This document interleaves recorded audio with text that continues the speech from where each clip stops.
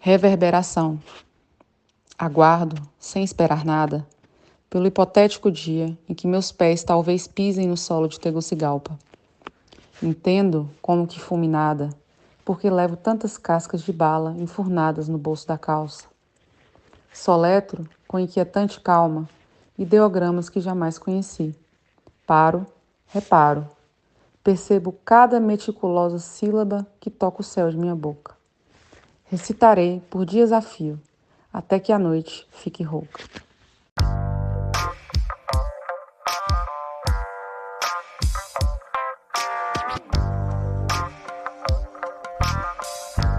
Tem uma frase do Walt Whitman que eu gosto muito, que é assim: eu celebro eu mesmo, porque cada átomo pertencente a mim pertence a você. Eu acho isso muito genial, mas assim, numa perspectiva de me apresentar, eu sou Ana Luz Conquistense, tenho 34 anos, sou escritora, tradutora, autora de 3 livros solo, todos de poema. Tenho o Poeta em Pânico, o Fragmentos e o Quadras. Já participei de muitas antologias aí. A que eu mais destacaria seria o Prenúncio de Parábolas Invisíveis.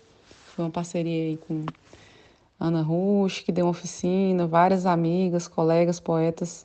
O prefácio do Tarde de Mello, que é maravilhoso. E a minha formação é em Direito e a pós-graduação em Psicanálise. Uma poesia agora do meu primeiro livro, Poeta em Pânico, se chama Arqueologia.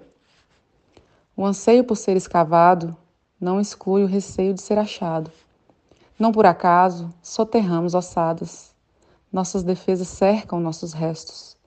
Somos artes rupestres, sepultadas. Eu sempre fui fã do metafísico, do inexprimível, da beleza que não pode ser contida em frascos, do espetáculo que é a linguagem para além da linguagem. E eu também penso que a poesia pode e deve ser uma experiência de corpo. Tem um dizer da Emily Dickinson, que é muito interessante, que diz assim: se eu ler um livro e ele faz todo o meu corpo tão frio que nenhum fogo pode me aquecer, eu sei que é poesia. Se eu me sinto fisicamente como se o topo da minha cabeça fosse tirado, eu sei que é poesia. Estas são as únicas maneiras que eu sei. Há outra maneira? Então, faço das palavras da Emily minhas palavras. Eu tô numa vibe muito assim de poesia latino-americana. Tenho procurado, feito uma curadoria pessoal, e eu encontrei um poeta mexicano que se chama Amado Nervo, que eu fiquei simplesmente apaixonada, e eu vou ler agora um poema que se chama Deus te livre, poeta. Deus te livre, poeta, de verter no cálice de teu irmão a menor gota de amargura. Deus te livre, poeta, de interceptar sequer com tua mão a luz que o sol presenteia a uma criatura. Deus te livre, poeta, de escrever uma estrofe que contriste, de turvar com teu ar enfadonho e tua lógica triste a lógica divina de um sonho, de obstruir o caminho, o intento que percorra a mais humilde planta, de destruir a pobre folha ao vento, de entorpecer, nem com o mais suave dos pesos, o ímpeto de uma ave ou de um belo ideal que se levanta. Tem para todo júbilo a santa simpatia acolhedora que o aprova. Põe uma nota nova em toda voz que canta e retira com os teus sons um mínimo espinho em cada prova que torture aos maus e aos bons. No meu primeiro livro, O Poeta em Pânico, eu estava passando por um processo de adoecimento. Tem uma frase do Freud que diz assim, que em última análise, precisamos amar para não adoecer. E no meu caso, eu estava imersa num loop de ressentimentos, de uma neurose que me denegria, me entristecia muito. E eu tive a sorte, o privilégio de poder contar com auxílio terapêutico, uma coisa que é incomum para a maioria das pessoas, né, do povo brasileiro.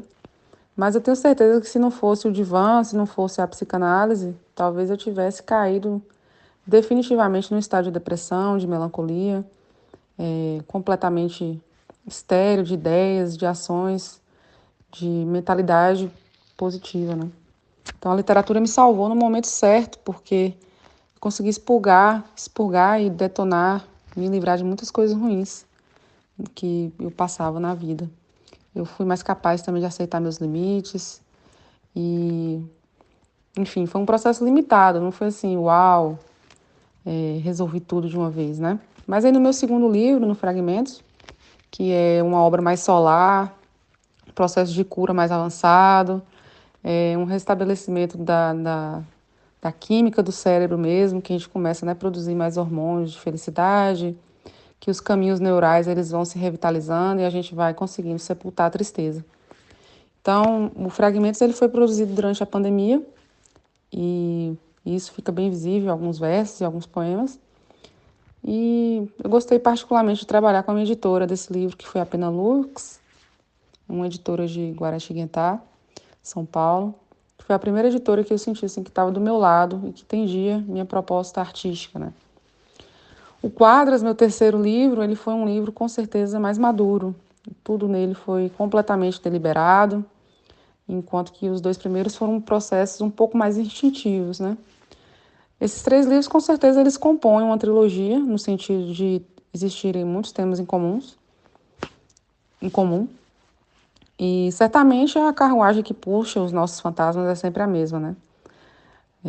Os temas ali subjacentes, se você escavar uma poesia, um poeta, você vai encontrar mais ou menos essas temáticas comuns, né? Mas a editora do meu terceiro livro foi a Folhando, que até hoje foi a que eu mais gostei, dentre todos os livros solos de antologias. E com certeza foi o Quadras um livro que me consolidou como autora dentro da minha própria cabeça e também porque eu ganhei um concurso nacional cujo prêmio foi justamente a publicação do livro, né? Esse tipo de validação, com certeza, foi importante para mim naquela época. Eu estava muito desanimada com a questão do mercado literário. A gente sabe da dificuldade que é, né, todo o processo mercadológico de edição, publicação. E foi, assim, uma alegria, né, ver em excelente hora, pois eu considero que foi uma recompensa por todo o meu esforço, pela insistência, pela persistência.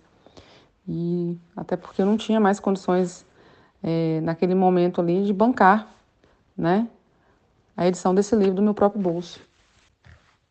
Eu vou ler um poema que se chama Concha, e ele é muito interessante para mim, porque eu escrevi ele ainda adolescente, e depois de muitos anos comecei a dar umas buriladas, mexer, remexer, e a versão final desse poema sempre foi uma das coisas preferidas de todas assim que eu já escrevi.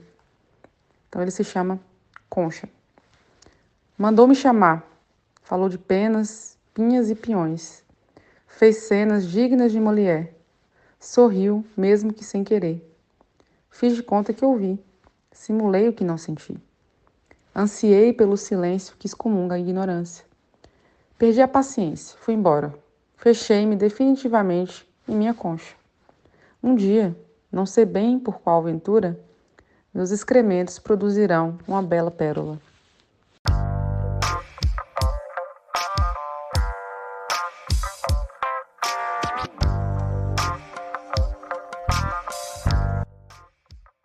Este foi o primeiro episódio do podcast Sertão Lírico, uma produção do Foro Literário Sertão da Ressaca, que traz como tema Vozes e Versos de uma Geração.